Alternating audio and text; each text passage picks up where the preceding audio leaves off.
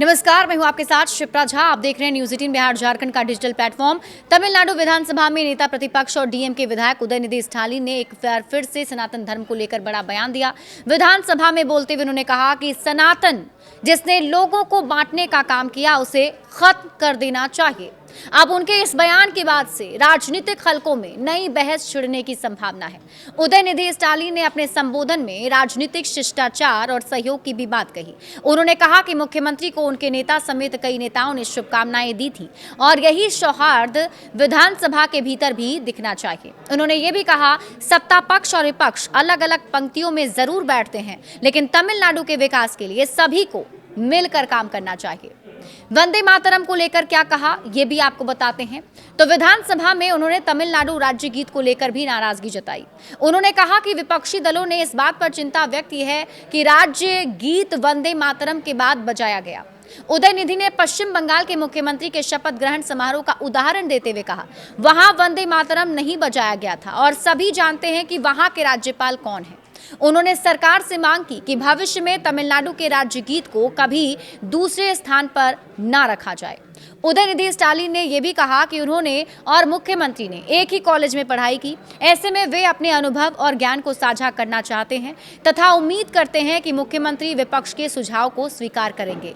BJP ने आलोचना की है। उदयनिधि स्टालिन की टिप्पणियों पर बीजेपी ने तुरंत आलोचना की। प्रवक्ता सीआर केशवन ने इसे एक जहरीला बयान करार दिया। उन्होंने कहा कि उदयनिधि स्टालिन तमिलनाडु के राहुल गांधी हैं, जो विभाजनकारी नफरत की राजनीति फैला रहे हैं। राहुल गांधी ने पवित्र सेंगोल का मजाक उड़ाया और राम मंदिर के प्राण प्रतिष्ठा समारोह का अपमान करते हुए उसका बहिष्कार किया।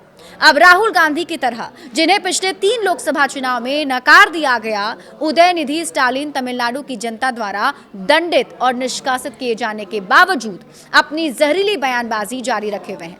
विभाजनकारी डीएमके से और क्या उम्मीद की जा सकती है, जिसने कार्तिकेय दीपम जलाने का विरोध किया और जिसके मुख्यमंत्री ने तमिलनाडु के लोगों को दीपावली की शुभकामनाएं नहीं दी।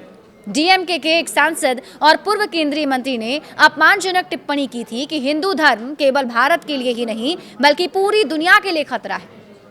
इन बार बार अपराध करने वालों को ये याद रखना चाहिए कि तमिलनाडु के राज्य चिन्ह में एक मंदिर का गोपुरम है और तमिलनाडु के लोग अपनी आस्था और भावनाओं के ऐसे घोर अपमान को ना तो भूलेंगे ना माफ करेंगे। देखिए, उदयनिधि स्टालिन पहले भी ऐसी टिप्पणी कर चुके हैं। उदयनिधि पहले भी इस तरह की टिप्पणियां कर चुके हैं। उन्होंने न केवल राजनीतिक नेताओं बल्कि अदालत से भी कड़ी आलोचना का सामना करना पड़ा था और इस साल 21 जनवरी को मद्रास उच्च न्यायालय की मदुरई बेंच ने 20 जनवरी को तिरुचि शहर पुलिस द्वारा भाजपा नेता अमित मालवीय के खिलाफ तमिलनाडु के उप मुख्यमंत्री उदयनिधि स्टालिन द्वारा सनातन धर्म पर दी गई टिप्पणी को कथित तौर पर विकृत करने के आरोप में दर्ज की गई एफआईआर को रद्द कर दिया। न्यायमूर्ति एस श्रीमाथी ने याचिका को स्वीकार करते हुए कहा कि उदयनिधि द्वारा की गई टिप्पणियां घृणास्पद भाषण की श्रेणी में आती है। हालांकि देखना होगा कि अब इस पर क्या प्रतिक्रियाएं सामने आती हैं, लेकिन इस बयान से जरूर राजनीतिक गर्माहट शुरू हो जाएगी। बड़े अपडेट्स के लिए आप जुड़े रहिए न्यूज़ 18 बिहार झारखंड के साथ।